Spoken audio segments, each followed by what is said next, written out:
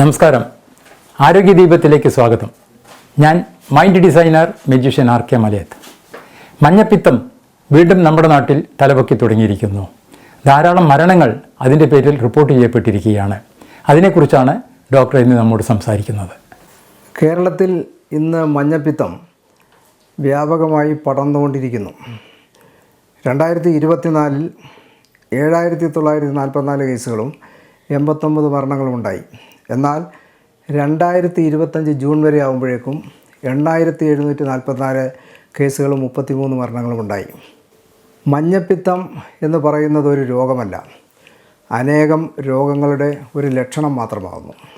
കേരളത്തിൽ ഇന്ന് പടർന്നുകൊണ്ടിരിക്കുന്ന മഞ്ഞപ്പിത്തം ഹെപ്പറ്റൈറ്റിസ് എ എന്ന വൈറസ് മൂലം ആകാനാണ് സാധ്യത. ഹെപ്പറ്റൈറ്റിസ് എ വൈറസ് കൂടാതെ hepatitis B, hepatitis C, hepatitis D, E എന്നീ വൈറസുകളും Epstein Barr virus, cytomegalovirus, herpes simplex എന്നീ വൈറസുകളും മഞ്ഞപ്പിത്ത രോഗത്തിന് കാരണമാകാറുണ്ട്. കൂടാതെ കരളിലുണ്ടാവുന്ന ക്യാൻസർ, പിത്തസഞ്ചിയിലെ ക്യാൻസർ, പാൻക്രിയാസിലെ ക്യാൻസർ, ശരീരത്തിൻ്റെ മറ്റു ഭാഗങ്ങളിലുണ്ടാവുന്ന ക്യാൻസർ കരളിലേക്ക് വ്യാപിക്കുമ്പോഴും മഞ്ഞപ്പിത്തമുണ്ടാവും. പിത്തനീരിൻ്റെ സുഗമമായ ഒഴുക്കിനെ തടസ്സപ്പെടുത്തുന്ന എന്തും മഞ്ഞപ്പിത്ത രോഗത്തിന് കാരണമാവും. ഇന്ന് നമ്മൾ കേരളത്തിൽ കാണുന്ന ഹെപ്പറ്റൈറ്റിസ് എ വൈറസിൻ്റെ പൊതുവായ ലക്ഷണങ്ങളെന്ന് പറയുന്നത് വളരെ ശക്തമായ പനി, തലവേദന, ശരീരവേദന, ക്ഷീണം, ഓക്കാനം, ഛർദി, കട്ടൻ ചായ പോലെയുള്ള മൂത്രം, ചെളി പോലെയുള്ള മലം എന്നിവയാണ്. ഇത് സാധാരണ 3-4 ദിവസം കൊണ്ട് കെട്ടണമും അതിനുശേഷം കണ്ണിൽ മഞ്ഞ നിറവും തൊലിയിലും മഞ്ഞ നിറവും പ്രത്യക്ഷപ്പെടാൻ തുടങ്ങും. സാധാരണയായി ഇത് 2 ആഴ്ച മുതൽ 4 ആഴ്ച വരെ നീണ്ടു നിൽക്കും. സ്വയം പരിമിതപ്പെടുന്ന ഒരു രോഗമായതിനാൽ മറ്റ് കുഴപ്പങ്ങളൊന്നുമില്ലാതെ ഭൂരിപക്ഷം രോഗികളും സുഖം പ്രാപിക്കും. എന്നാൽ 1% താഴെ രോഗികൾ കരളിൻ്റെ കോശങ്ങൾ ദ്രുതഗതിയിൽ നശിച്ചു പോകുന്ന ഫൾമിനൻ്റ് ഹെപ്പറ്റൈറ്റിസ് എന്ന് പറയുന്ന രോഗാവസ്ഥയിൽ എത്തിച്ചേരുകയും അവർ മരണപ്പെടുകയും ചെയ്യുന്നു. പ്രായമായവരും മുൻപ് കരളിന് രോഗം ബാധിച്ചവരിലുമാണ് ഈ സ്ഥിതിവിശേഷം കാണുന്നത്. രോഗബാധിതരുടെ രക്തം, പിത്തനീര്, മലം എന്നിവയിൽ കൂടിയാണ് രോഗാണുക്കൾ കൂടുതലായും പുറത്തേക്ക് വരുന്നത്. മലത്തിൽ കൂടി പുറത്തു വരുന്ന രോഗാണുക്കൾ കുടിവെള്ള സ്രോതസ്സുമായി കലർന്ന് മലിനപ്പെടുകയും അത് കഴിക്കാൻ ഇടയാവുന്ന ആൾക്കാരിലാണ് രോഗം ഉണ്ടാവുന്നത്. കക്കൂസിൻ്റെ പൈപ്പ് പൊട്ടിയും സെപ്റ്റിക് ടാങ്ക് ലീക്കാവുകയും തുറന്ന സ്ഥലത്ത് മലമൂത്ര വിസർജനം നടത്തുമ്പോൾ അതുവഴി കുടിവെള്ള സ്രോതസ്സായ കിണർ, കുളം, തടാകം എന്നിവയിലേക്ക് ഒഴുകിയെത്തി രോഗം വ്യാപിക്കാനും ഇടവരുന്നു. കൂടാതെ തുറന്ന സ്ഥലത്ത് മലമൂത്ര വിസർജനം നടത്തുന്ന ആൾക്കാരുടെ മലത്തിൽ നിന്നും രോഗാണുവിനെ ഈച്ച വഹിച്ച് തുറന്നു വച്ചിരിക്കുന്ന ഭക്ഷണപദാർത്ഥത്തിൽ മലിനപ്പെടുത്തുകയും അത് കഴിക്കാനിടവരുന്ന ആൾക്കാരിൽ മഞ്ഞപ്പിത്തം വരികയും ചെയ്യുന്നു.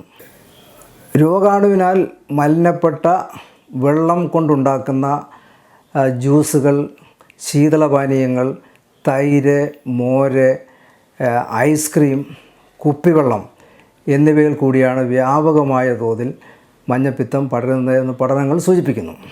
അടുത്ത സമ്പർക്കത്തിൽ കൂടിയും രോഗം വ്യാപിക്കാം.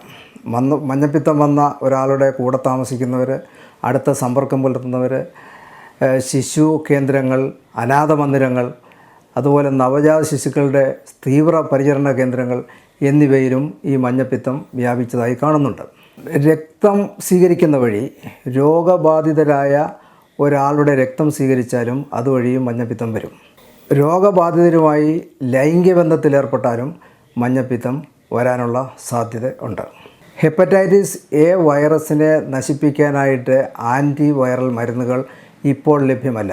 എന്നാൽ ഹെപ്പറ്റൈറ്റിസ് ബിയും ഹെപ്പറ്റൈറ്റിസ് സിക്കും ശക്തമായ ആൻറ്റിവൈറൽ മരുന്നുകൾ ഉണ്ട് താനും. ഹെപ്പറ്റൈറ്റിസ് ബിയും ഹെപ്പറ്റൈറ്റിസ് സിയും കരളിന് ക്യാൻസർ ഉണ്ടാക്കുന്ന വൈറസുകളാണ്. വിശ്രമവും കാർബോഹൈഡ്രേറ്റുകളും പഴങ്ങളും പച്ചക്കറികളും ധാന്യങ്ങളും ലീൻ പ്രോട്ടീൻ അടങ്ങിയ മത്സ്യങ്ങളുമാണ് ഹെപ്പറ്റൈറ്റിസ് എ വൈറസ് രോഗികൾക്ക് നൽകേണ്ടത്?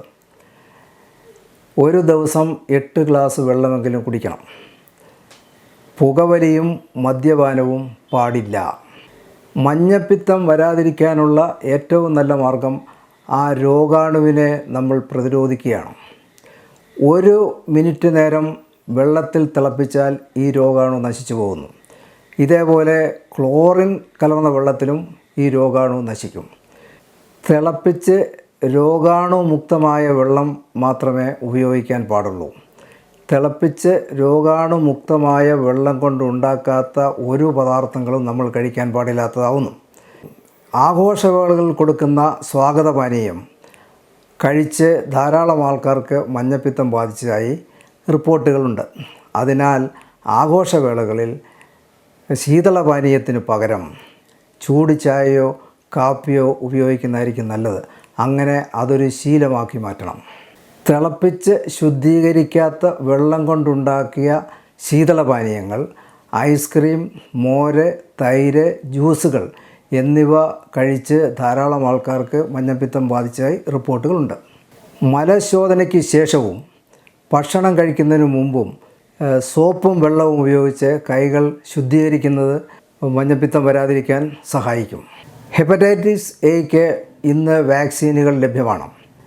2 ഡോസ് വാക്സിനാണ് കൊടുക്കേണ്ടത്. 1 വയസ്സിന് മുകളിലുള്ളവർക്കെല്ലാം വാക്സിൻ കൊടുക്കാം. ആദ്യത്തെ ഡോസ് വാക്സിന് ശേഷം 6 മാസത്തിനും 1 വർഷത്തിനുമിടയിൽ രണ്ടാമത്തെ ഡോസ് വാക്സിൻ കൊടുക്കേണ്ടതാണ്. ഹെപ്പറ്റൈറ്റിസ് എ വാക്സിൻ ജീവിതകാലം മുഴുവൻ പ്രതിരോധം നൽകുമെന്ന് പ്രതീക്ഷിക്കുന്നു.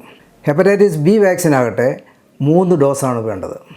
നവജാത ശിശുക്കൾ മുതൽ 18 വയസ്സ് വരെ പ്രായമുള്ളവരിലാണ് ഹെപ്പറ്റൈറ്റിസ് ബി വാക്സിൻ കൊടുക്കുന്നത്.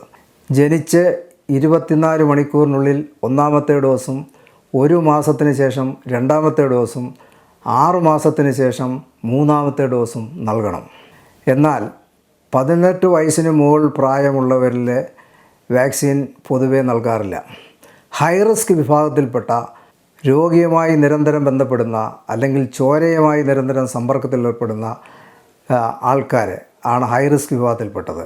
അതിലെ ഡോക്ടർമാർ, നഴ്സുമാർ, ആശുപത്രി ജീവനക്കാർ, ബ്ലഡ് ബാങ്കിലെ ജീവനക്കാർ, ടെക്നീഷ്യൻസുമാർ, അതുപോലെ ഡയാലിസിസ് ചെയ്യുന്ന കേന്ദ്രങ്ങളിൽ ജോലി ചെയ്യുന്ന ആൾക്കാർ, ഹെപ്പറ്റൈറ്റിസ് ബി പിടിച്ച ഹെപ്പറ്റൈറ്റിസ് രോഗമുള്ളവരുടെ ജീവിത പങ്കാളികൾ, ഡയാലിസിസ് ചെയ്യുന്ന രോഗികൾ, ഒന്നിൽ കൂടുതൽ ആൾക്കാരുമായി ശാരീരിക ബന്ധം പുലർത്തുന്നവർ എന്നിവരാണ് ഹൈറിസ്ക് വിഭാഗത്തിൽപ്പെട്ടവർ. അവർക്കാണ് ഈ വാക്സിൻ കൊടുക്കേണ്ടത്. കേരളത്തിലെ ഗ്രാമപ്രദേശങ്ങളിൽ മഞ്ഞപ്പിത്തത്തിന് ഒറ്റമൂലി ചികിത്സ നടത്തുന്നതായി ശ്രദ്ധയിൽപ്പെട്ടിട്ടുണ്ട്. ഇപ്പോഴും പല സ്ഥലങ്ങളിലും നിർബാധം തുടരുന്നുമുണ്ട്. മഞ്ഞപ്പിത്തം എന്ന് പറയുന്നത് ഒരു രോഗമല്ല, അനേകം രോഗങ്ങളുടെ ഒരു ലക്ഷണം മാത്രമാകുന്നു.